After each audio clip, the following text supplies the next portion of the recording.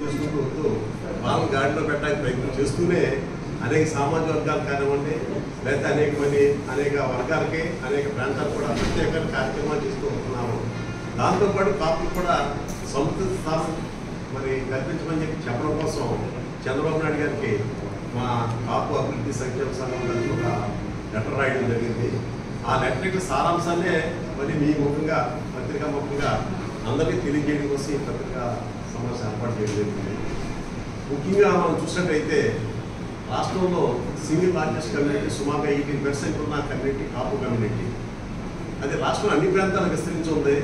దురదృష్టం ఏంటంటే ఇంత పెద్ద కమ్యూనిటీ కూడా ఆర్థికంగా కానీ, సామాజికంగా కానీ, విద్యాపరంగా కానీ, ఉద్యోగపరంగా కానీ చాలా వెనుకబడిన విషయం మరి అందరికీ తెలుసు. అది అన్ని వర్గాలకి తెలుసు, ప్రభుత్వాలకు అన్ని రాజకీయ పార్టీలు కూడా తెలుసు. అలాగే ఇప్పుడు మనకి సంబంధించి ఏదైతే గతంలో చంద్రబాబు నాయుడు గారు 14-19 మధ్యలో మరి వారి సీఎంలో ఉన్నప్పుడు మరి అప్పట్లో జరిగిన ఉద్యమ పత్రిక కానివ్వండి, చంద్రబాబు నాయుడు గారు పెద్ద మనసుతోటి కాపు కార్పొరేషన్ ఏర్పాటు చేయడంతో, దాంతోపాటు అందులో అనేక రాయితీలతోటి కాపులుగా అభివృద్ధి కోసం అనేక కార్యక్రమాలు చేపట్టడం జరిగింది. ఈ సంవత్సర కాలంలో ఆ కార్యక్రమాలు కూడా జరగట్లేదు. కాపు కార్పొరేషన్ సంబంధించి గతంలో మరి అప్పుడు 1000 కోట్లు, అంటే ఆ రోజు నా పరిస్థితి 1000 కోట్లు వారు ఇస్తానికి ప్రయత్నం చేసడం జరిగింది.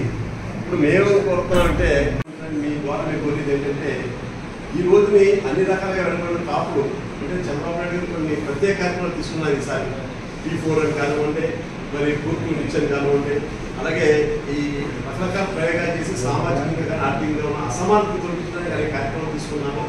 ఆ కార్యక్రమంలో 18% కాపులు కూడా ప్రత్యేకంగా తీసుకుని కోరుతున్నాం. ఎందుకంటే కాపులు క్యాస్ట్గా చూడడం మేము భావించట్లేదు.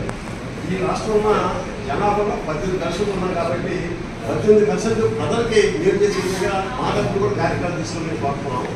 మరి 2025 బడ్జెట్ చూసినట్టయితే మరి ఎస్సీకి సంబంధించి ఈ బడ్జెట్లో ఎస్సీ సప్లానికి ఎస్సీ అభివృద్ధికి సంబంధించి మరి దగ్గరగా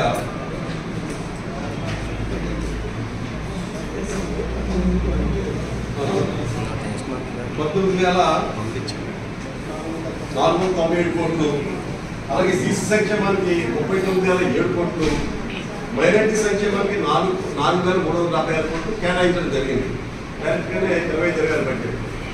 మా మనం ఏంటంటే ఇంత 18% ప్రజలు ఉన్న కాపులకి కనీసం 10,000 కోట్లు కేటాయించి ఆ డబ్బుని కాపుల యొక్క అభివృద్ధికి సంక్షేమానికి తీసుకెళ్ళి సీఎం గారిని ప్రార్థన జరుగుతుంది.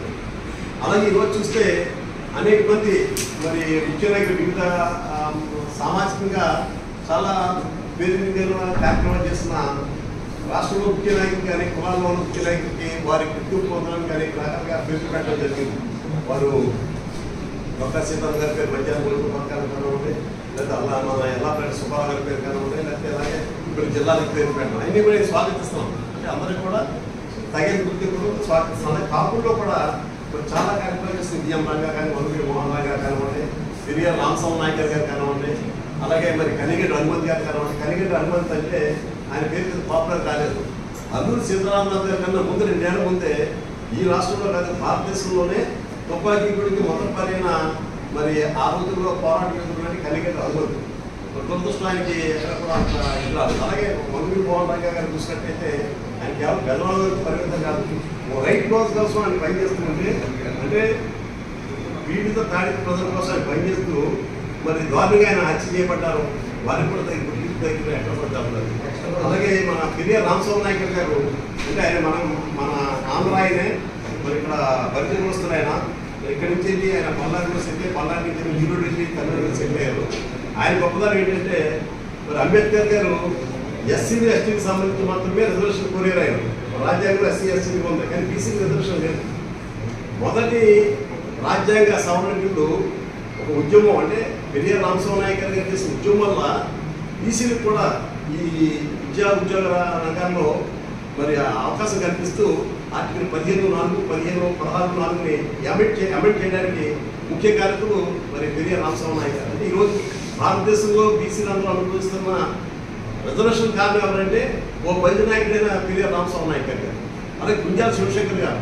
ఈరోజు ఉభయ తెలుగు రాష్ట్రాల్లో కూడా అందరూ అనుభవిస్తున్న ABCD కేటగిరీ ఏదైతే రిజర్వేషన్ ఉన్నాయో ఆ రిజర్వేషన్ రావడానికి కారణం కేవలం పి శివశంకర్ గారు ఆయన అడ్వకేట్గా మరి అప్పుడు అనంతరామన్ కమిషన్ రాష్ట్ర గవర్నమెంట్ వేస్తే దాన్ని హైకోర్టు దాన్ని కొట్టేస్తే ఆ చెల్లతో ఆ జీవోని కొట్టేస్తే ఈ శివశంకర్ గారు ఢిల్లీలో సుప్రీంకోర్టులో దాన్ని అప్పీల్ చేసి దాన్ని పూర్తిగా వారే దాన్ని వాదించి ఈ రోజున ఏదైతే ఉభయ తెలుగు రాష్ట్రాల్లో కూడా బీసీ రిజర్వేషన్ ఏబీసీడీలో అందిస్తున్న అందరూ కూడా శివశంకర్ గారు చేసిన పోరాట పద్ధతి మాత్రం మేము అమలు చేస్తాం. అంటే ఇన్ని సాధించిన కాపులకి మేము రిజర్వేషన్ సాధించుకోలేకపోతాం. దురదృష్టం ఏంటంటే అలాగే మరి మన ముద్రన్ గారు 94 చేసి ఉద్యోగబద్ధంగా జీవో 30 వచ్చింది. దాంట్లో 14 కులాలు కాపులతో పాటు మొత్తం 14 కులాలని బీసీగా గుర్తింపు జీవో ఇస్తే ఒక కాపు తెరగా పనిచేస్తే తప్ప మిగిలిన అన్ని కులాలు కూడా బీసీలు పెట్టడం జరిగింది. సో మేమేం కోరుతున్నామంటే గౌరవ ముఖ్యమంత్రి గారు గతంలో 19 అధికారంలో ఉన్నప్పుడు వారు కార్పొరేట్ వాస్తవ పరిస్థితి గమనించి ఎఫ్ కేటగిరీలో బీసీ ఎఫ్ కేటగిరీలో కాపులు పెట్టడం కోసం మరి బిల్ నెంబర్ 33/17 తయారు చేసి దాన్ని రాష్ట్రపతి ఆమోదానికి సెంటర్ పంపడం జరిగింది. అయితే అది తక్షణ అమలు అవుదని మన ముఖ్యమంత్రి గమనించి ఈడబ్ల్యూఎస్ 10% కేంద్ర ప్రభుత్వం దాంట్లో 5% ప్రత్యేక కాపులకి రిజర్వేషన్ కల్పిస్తూ యాక్ట్ నెంబర్ 14/19 చేసి దాన్ని అమలు చేస్తూ 8/3/2019లో జీవో నెంబర్ 45 కూడా ఇష్యూ చేయడం జరిగింది. అయితే